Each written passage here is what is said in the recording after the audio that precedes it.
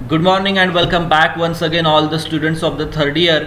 हम लोगों ने जो फर्स्ट वीडियो बनाया था उस वीडियो के अंदर हम लोगों ने मार्जिनल कॉस्टिंग के बारे में बातचीत की थी। आई होप आप लोगों ने वो वीडियो देखा होगा। उस वीडियो को देखने के बाद आप लोगों को आइडिया भी आ चुकी है कि एमसीक्यू के एग्जामिनेशंस के अंदर सवाल जवाब कैसे आने वाले हैं। तो जैसे कि उस चैप्टर को हम लोगों ने उसी लेक्चर के अंदर कवर किया था, आज हम लोग चैप्टर नंबर सेकेंड की तरफ आगे बढ़ेंगे, जिसका टाइटल है कॉस्ट शीट। अभी ये तो चैप्टर बहुत भारी है, मतलब इस चैप्टर को अगर आप लोगों ने सिस्टमैटिकली पढ़ा ना तो लगभग गारंटेड आपको पूरे मार्क्स मिलने के बहुत सारे चांसेस है, क्योंकि जहाँ पे फॉर्मेट वाली बातें आती है तो एमसीक्यू के लिए स्कोप मिलता है क्वेश्चन पूछने के लिए। तो कॉस्ट शीट का तो फॉर्मेट 3-4 पेजेस का फॉर्मेट हो, तो 3-4 पेजेस के अंदर सोचो कितने सारे सवाल जवाब बनेंगे। 7-8 क्वेश्चन तो इस कॉस्ट शीट के ऊपर 100% आने वाले हैं। तो आप लोग सिस्टमैटिकली ये फॉर्मेट पढ़ो, देखो, एनालिसिस करो, और फॉर्मेट पढ़ने के बाद जो भी उसके अंदर आप लोगों को पता चलेगा कि इसके अंदर ये सवाल आ सकता है, तो इस लेक्चर के अंदर हम लोग जस्ट रिवाइज करेंगे उस पूरे फॉर्मेट को। आप लोग आपकी नोटबुक लेकर सामने बैठो, फॉर्मेट पढ़, जैसे कि मैं आप लोगों को फॉर्मेट रिकॉल करते दिखाऊंगा, तो उस वक्त आप लोग अंडरलाइन करो, हाईलाइट करो उस सेंटेंस को, ताकि आप लोगों को एमसीक्यू एकदम आसान बने आपके एग्जामिनेशंस के अंदर। तो चलिए अभी हम लोग शुरुआत करते हैं हमारे टाइटल से। जैसे कि टाइटल है कॉस्ट एंड शीट। कॉस्ट यानी कि आप लोगों को पता है, जब आपकी क्लास थी तब आप लोगों को पढ़ाया गया, कॉस्ट यानी कि एक्सपेंसेस। लेकिन एक्सपेंसेस कौन से? प्रोडक्शन के। जो भी हम लोग प्रोडक्ट बना रहे हैं, उस प्रोडक्ट बनाने के लिए जो भी खर्चे आएंगे, वो खर्चे हम लोग जहाँ पे रिकॉर्ड करते हैं, उस रिकॉर्ड किए जाने वाले खर्चे को क्या बोला जाता है? Cost sheet. शीट का मतलब क्या है वहाँ पे? स्टेटमेंट। जैसे हमारी बैलेंस शीट होती है, मार्कशीट होती है, तो यानी कि एक स्टेटमेंट होता है, एक फॉर्मेट होता है। उस फॉर्मेट के अंदर हम लोग 1 बाय 1 खर्चे लिखते जाते हैं, और लिखने के बाद कंक्लूजन कहाँ पे आता है हम लोगों का?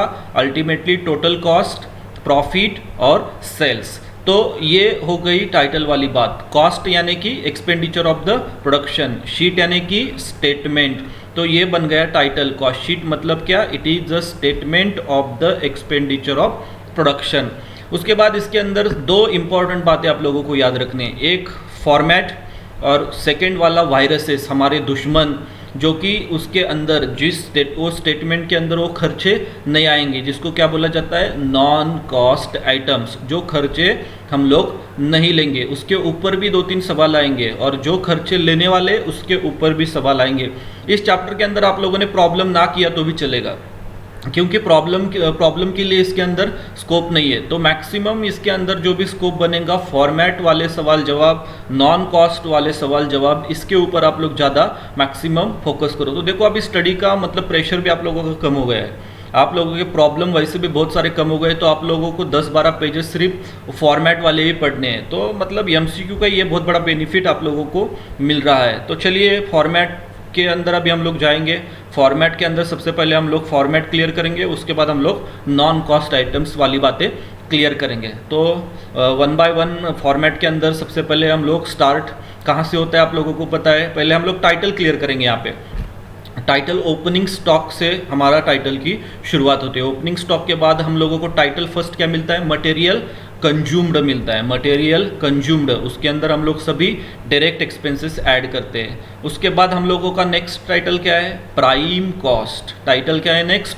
Prime cost. उसके बाद वाला टाइटल क्या है? Works cost. उसके बाद वाला टाइटल क्या है? Works cost. देखो, opening stock, prime cost, works cost. उसके बाद वाला टाइटल क्या है? Cost of production, cost of production. उसके बाद वाला नेक्स्ट टाइटल क्या है? Cost of goods sold, cost of goods sold. उसके बाद नेक्स्ट वाला टाइटल क्या है? Total cost. उसके अंदर प्रॉफिट ऐड करेंगे हम लोग, और सबसे आखिरी में क्या है? सेल्स। सबसे आखिरी में क्या है? सेल्स। चलो लास्ट टू फर्स्ट जाते हैं। Sales, profit, total cost. Total cost, profit, sales. उसके ऊपर क्या है? Cost of goods sold. Cost of goods sold के ऊपर क्या है? Cost of production. उसके ऊपर क्या है? Works cost. उसके ऊपर क्या है? Prime cost. और सब उसके ऊपर क्या है? Material consumed. और सबसे स्टार्टिंग वाला पॉइंट क्या है? Opening stock. तो ये हो गई टाइटल वाली बातें। अभी टाइटल पढ़ने के बाद हर एक टाइटल के अंदर बहुत सारे खर्चे दिए जाते हैं। उस खर्चों को अगर आप लोगों ने सिस्टमैटिकली पढ़ा तो आप लोगों का एमसीक्यू का बहुत सारा प्रेशर यहाँ पे कम हो जाएगा। तो चलिए अभी हम लोग डिटेल में पढ़ेंगे। ओपनिंग स्टॉक के अंदर क्या ऐड करते हैं बोलो मुझे? परचेसेस हम लोग ऐड करते हैं, बराबर है। ओपनिंग स्टॉक के अंदर परचेसेस, उसके बाद सबसे इंपॉर्टेंट वाली बात वहाँ पे कैरेज इनवर्ड। कैरेज इनवर्ड कहाँ पे आएगा? ऊपर। अगर आउटवर्ड दिया गया तो कहाँ पे आएगा? नीचे, सेलिंग के वहाँ पे आएगा। तो ये भी एक इंपॉर्टेंट सवाल है। कैरेज इनवर्ड कहाँ पे आएगा? कैरेज आउटवर्ड कहाँ पे आ सकता है? तो कैरेज इनवर्ड परचेस के बाद आएगा। उसके बाद ऑक्ट्रा आएगा, वहाँ पे फ्रेट्स आएंगे। तो ये स्टार्टिंग वाले 4-5 खर्चे आप लोगों को याद रखना है। Opening stock, purchase, carriage inward, freight, ऑक्ट्रा है। उसके बाद यहाँ से कुछ खर्चे लेस भी होते हैं। जैसे कि लेस के अंदर सबसे पहले वाली बात क्या आएंगी? Closing stock of raw material. Closing stock of raw material. और उसके बाद सबसे important less sale of scrap of raw material. इतना बड़ा सेंटेंस है, देखो, sale of scrap of raw material. ये पूरा सेंटेंस दिया गया तो ये स्टार्टिंग से माइनस होगा, और सिर्फ सेल ऑफ स्क्रैप दिया गया तो वो प्राइम कॉस्ट से माइनस होगा। तो ये एक एमसीक्यू बन सकता है इसके ऊपर, सेल ऑफ स्क्रैप और sale of scrap of raw material. ऐसे ही अंडरलाइन करते जाना है। देखो, ये जब आप लोग कॉस्ट शीट का फॉर्मेट पढ़ोगे ना, आप लोगों को ऑटोमेटिकली माइंड के अंदर क्लिक होगा कि इसके ऊपर एमसीक्यू बन सकता है। तो क्लोजिंग स्टॉक माइनस करना है, सेल ऑफ स्क्रैप माइनस करना है, sale of scrap of raw material minus करना है। परचेस रिटर्न हुआ तो भी वहाँ से माइनस हो जाएगा। तो ये 2-3 वाली लेस वाली बातें आप लोग याद कीजिए। उसके बाद हम लोगों को टाइटल नंबर फर्स्ट मिलेगा, जिसका नाम होगा material consumed. Material consumed, double underline, उसके अंदर हम लोग क्या ऐड करते हैं? सभी डायरेक्ट खर्चे। जिस शब्द के आगे पीछे डायरेक्ट वर्ड लगाए ना, वो सभी यहाँ पे जोड़ दो। Direct charges, direct expenses, direct wages, engineer fees, ये सभी वाले खर्चे जो कि आपके नोटबुक के अंदर आप लोगों को ऑलरेडी दिए गए। जिस शब्द के आगे पीछे डायरेक्ट वर्ड होगा वो शब्द सारे यहाँ पे आएंगे। यहाँ पे हम लोग उसका पूरा एक कलेक्शन बनाएंगे। तो आप लोग नोटबुक के अंदर यहाँ पे भी पढ़ो कि इसके अंदर कौन से खर्चे आप लोगों को लिखकर दिए गए हैं। तो डायरेक्ट वाली सभी बातें कहाँ पे आएगी? मटेरियल कंज्यूम्ड के। इसके अंदर शायद 7-8 खर्चे दिए गए नोटबुक के अंदर। आप लोग ये खर्चे पूरी तरह से रॉयल्टी वगैरह ये सब कुछ खर्चे यहाँ पे आते हैं। तो ये सिस्टमेटिकली पढ़ो। चलो आगे हम लोग जाएंगे अभी। उसके बाद हमारा नेक्स्ट टाइटल क्या है बोलो मुझे? Prime cost. नेक्स्ट टाइटल क्या बनेगा? Prime cost. प्राइम कॉस्ट के अंदर सभी फैक्ट्री वाले खर्चे ऐड होते हैं। प्राइम कॉस्ट के अंदर सभी फैक्ट्री वाले खर्चे ऐड होंगे। अभी ये देखो, प्राइम कॉस्ट, वर्क्स कॉस्ट और कॉस्ट ऑफ गुड्स सोल्ड, ये 3 जो स्टेजेस है ना इसके अंदर, तो हर एक के अंदर अलग खर्चे दिए गए। तो हर एक स्टेजेस को आप लोगों को मतलब एकदम माइक्रो एनालिसिस करके पढ़ना है, अंडरलाइन करते जाना है। तो ये 3 अगर आप लोगों ने सिस्टमेटिकली पढ़ा तो डेफिनेटली आप लोगों के एमसीक्यू के अंदर कोई गलती नहीं होगी। तो चलो कोशिश करेंगे यहाँ पे प्राइम कॉस्ट के खर्चे जितने ज़्यादा मैक्सिमम रिकॉल कर सकते हैं उतने हम लोग मैक्सिमम रिकॉल करने की यहाँ पे पूरी तरह से 100% कोशिश करेंगे। तो सबसे पहले इंपॉर्टेंट वाली बात यहाँ पे आप लोगों को क्या है? इनडायरेक्ट खर्चे यहाँ पे सभी आएंगे। जिस शब्द के आगे पीछे इनडायरेक्ट वर्ड होगा वो सभी खर्चे यहाँ पे जोड़ दो फैक्ट्री के अंदर। इनडायरेक्ट वेजेस हो सकते हैं, इनडायरेक्ट चार्जेस हो सकते हैं, जो भी कुछ इनडायरेक्ट उन्होंने दिया है सब इनडायरेक्ट वाले खर्चे यहाँ पे आएंगे। ये एक टेक्निक है। दूसरी बात, जिस शब्द के आगे फैक्ट्री वाले सभी खर्च शब्द होगा फैक्ट्री का, वो भी सारे यहाँ पे आएंगे। जैसे कि फैक्ट्री का रेंट होता है, फैक्ट्री का इंश्योरेंस होता है, फैक्ट्री का लाइटिंग होता है। तो जो भी शब्द के आगे पीछे फैक्ट्री ये शब्द दिया जाएगा वो सभी शब्द के वाले शब्द, वो सभी टाइप वाले खर्चे इसके अंदर हम लोग कवर करेंगे। और सबसे इम्पॉर्टेंट उसके बाद कुछ ऐसे शब्द होंगे जिसके आगे पीछे ना इनडायरेक्ट होगा ना तो फैक्ट्री होगा, लेकिन वो खर्चे कहाँ पे आएंगे? इसके फैक्ट्री के अंदर इंक्लूड होंगे। जैसे कि सबसे इम्पॉर्टेंट ड्राइंग ऑफिस सैलरी, और सेकेंड वाला इसका एक आता है counting house salary. Drawing office salary कहाँ पे आएगा? फैक्ट्री के अंदर आएगा। ड्राइंग ऑफिस सैलरी कहाँ पे आएगा? फैक्ट्री के अंदर आएगा। ड्राइंग मतलब क्या है? जो भी हम लोग प्रोडक्ट बनाते हैं ना उसके डिज़ाइनिंग का खर्चा, तो वो प्रोडक्शन से रिलेटेड है, तो ये कहाँ पे आएगा? फैक्ट्री के अंदर आएगा। उसके बाद पावर एंड फ्यूल आता है, रिपेयर एंड मेंटेनेंस आता है, वर्क्स मैनेजर सैलरी आएगा, कंज्यूमेबल स्टोर्स आएगा, depreciation on plant and machinery आएगा, वेलफेयर वाले स्कीम्स आएंगे, हॉलेज ये एक सबसे इम्पोर्टेंट वाला खर्चा है यहाँ पे। हॉलेज का मतलब क्रेन एक्सपेंसेस होता है। कॉस्ट ऑफ डिफेक्टिव वर्क ये भी यहाँ पे आएगा। तो ये आप लोगों के सामने पूरी डिटेल्ड कॉस्ट शीट आप लोगों के सामने दी गई है। तो प्राइम कॉस्ट आप लोग सिस्टमैटिकली पढ़ो, उसके अंदर इनडायरेक्ट खर्चे, फैक्ट्री वाले खर्चे, drawing office salary, repairs, haulage, ये सभी खर्चे आप लोगों को यहाँ पे स्टार्टिंग में मतलब दिमाग के अंदर ऐड करना है। तो उसके बाद सबसे आखिरी में कंक्लूजन, ये प्राइम कॉस्ट के अंदर फैक्ट्री के अंदर क्या आएगा, ओपनिंग वर्क इन प्रोग्रेस। यहाँ पे सबसे आखिरी में क्या खर्चा आता है, ओपनिंग वर्क इन प्रोग्रेस। तो उसके बाद यहाँ से लेस दो खर्चे यहाँ पे माइनस होंगे। एक ओपनिंग वर्क इन प्रोग्रेस ऊपर प्लस हो गया तो उसका opposite closing work in progress यहाँ से माइनस होगा, क्लोजिंग वर्क इन प्रोग्रेस। और second sale of scrap, underline this sentence, sale of scrap. Sale of scrap of raw material दिया गया तो ऊपर से माइनस, और सिर्फ सेल ऑफ स्क्रैप दिया गया तो प्राइम या तो फैक्ट्री कॉस्ट से माइनस आप लोगों को करना होगा। चलो आगे, उसके बाद नेक्स्ट टाइटल क्या मिलेगा हम लोगों को, वर्क्स कॉस्ट। और वर्क्स कॉस्ट के अंदर सभी ऑफिस वाले खर्चे ऐड होते हैं। ऑफिस एडमिनिस्ट्रेटिव से रिलेटेड जो भी खर्चे होंगे वो सभी खर्चे आप लोगों के यहाँ पे ऐड होंगे। तो इमेजिन करना है कि एक ऑफिस चलाने के लिए क्या क्या खर्चे हो सकते हैं, एक कंपनी चलाने के लिए ऑफिस वाले खर्चे क्या क्या हो सकते हैं। तो ऑफिस का रेंट है, ऑफिस की लाइटिंग है, ऑफिस का इंश्योरेंस है, टेलीफोन चार्जेस होंगे, बराबर है, प्रिंटिंग का खर्चा होगा, स्टेशनरी का खर्चा होगा, डायरेक्टर की फ़ीस होगी, लीगल के कुछ खर्चे हो सकते हैं, ऑडिटर्स की फ़ीस उसके अंदर इंक्लूड हो सकती है।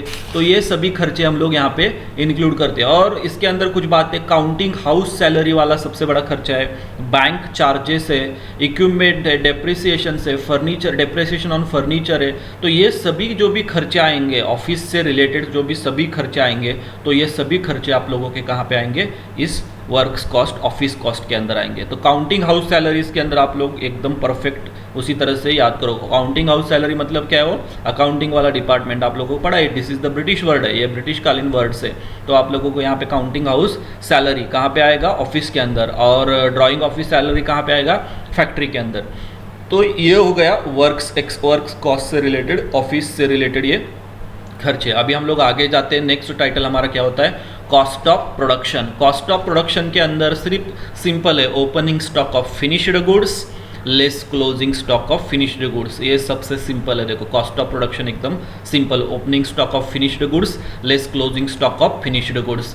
Next title cost of goods sold. Next title हमारा क्या है, कॉस्ट ऑफ गुड्स सोल्ड। अभी प्रोडक्शन हमारा बन गया है, हमारे पास अभी प्रोडक्ट रेडी है, अभी हम लोगों को सिर्फ उसको बेचना है। तो अभी बेचने के लिए क्या क्या खर्चे आते हैं आप लोग इमेजिन करोगे भी, तो आप ये ऑटोमेटिकली आप लोगों के माइंड के अंदर क्लिक करेंगे। अभी प्रोडक्ट बेचना है, चलो एडवर्टाइजिंग करनी होंगी, तो एडवर्टाइजिंग का खर्चा यहाँ पे आएगा, एडवर्टाइजिंग का आएगा, डिलीवरी वैन एक्सपेंसेस का खर्चा आएगा।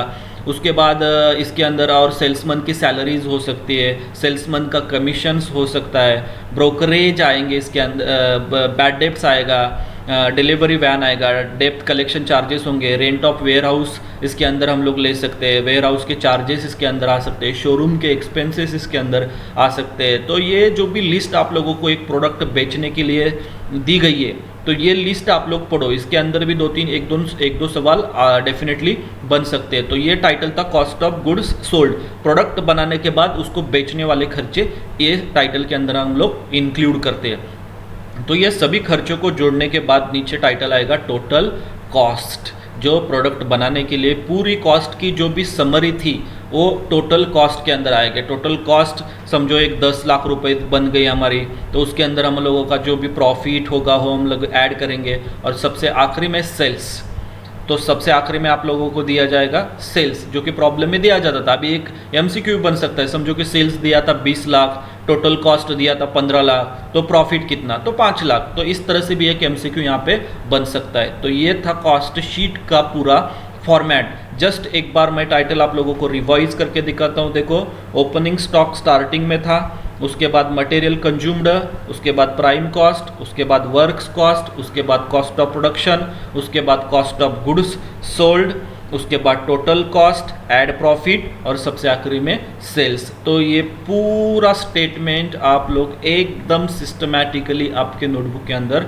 बार बार रिपीटेशंस करने की कोशिश करो। तो ये सभी खर्चे थे इंक्लूड होने वाले। अभी उसके बाद वायरसेस, हमारे दुश्मन वाले खर्चे, जो कि कॉस्ट शीट के अंदर गलती से भी आ गया तो पूरी कॉस्ट शीट की टोटल उसकी वजह से गलत होती है। तो ऐसे कुछ खर्चे की लिस्ट है जो आपके नोटबुक के अंदर आप लोगों को दी गई है, तो वो लिस्ट आप लोग पढ़ो। यहाँ पे मैं रिकॉल करने की कोशिश करता हूँ। देखो अभी जो भी नॉन कॉस्ट आइटम्स बोला जाता है उसको, तो जैसे कि प्रिलिमिनरी एक्सपेंसेस होता है, इंटरेस्ट ऑन कैपिटल आएगा, शेयर कैपिटल आएगा, इनकम टैक्स आएगा, डोनेशंस आएंगे, कैपिटल लॉसेस आएंगे, कैपिटल एक्सपेंडिचर आएंगे, अंडर राइटिंग कमीशंस आ सकता है, डिविडेंड टू शेयर होल्डर्स आ सकता है, इसके अंदर एबनॉर्मल लॉसेस आ सकते हैं, इंटरेस्ट ऑन डिबेंचर आ सकता है, fines, penalties, charities, damages paid under court order. तो इस तरह से जो भी खर्चे आप लोग वहाँ पे पढ़ो, सिस्टमैटिकली रिकॉल करो, उसके ऊपर एक दो MCQ बनाने की कोशिश करो। तो चलो अभी हम लोग जस्ट ये जो भी कॉस्ट शीट वाला पार्ट था,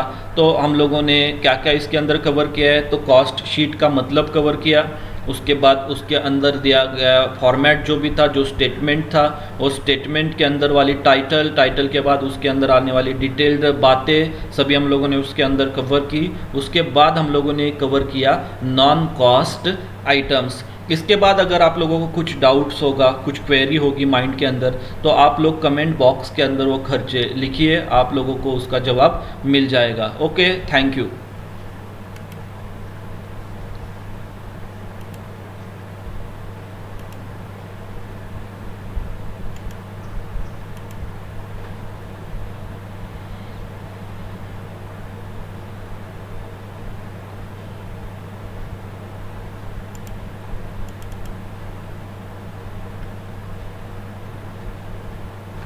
good morning and welcome back all the students of the third year.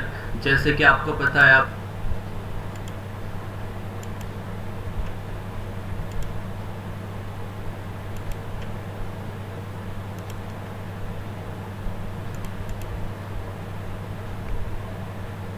जे आहे ते मीडियम कंटिन्यू करणे हाच पर्याय आहे। आणि काय फरक पडत नाही, मी तुला सांगतो। दुसरी अडचण तुला सांगतो, 10वी पर्यंत सेमी होतं ना, तसंही तर सेमीच पडतं।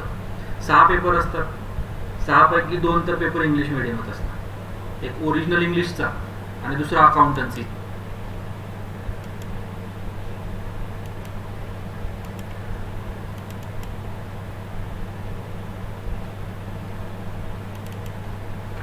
Good morning and welcome back all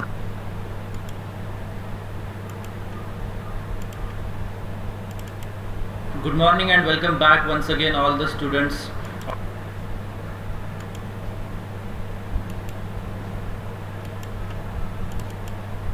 Good morning and welcome back once again.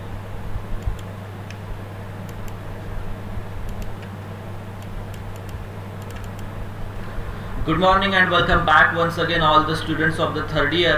हम लोग दिया गया तो वो प्राइम कॉस्ट से माइनस होगा, तो ये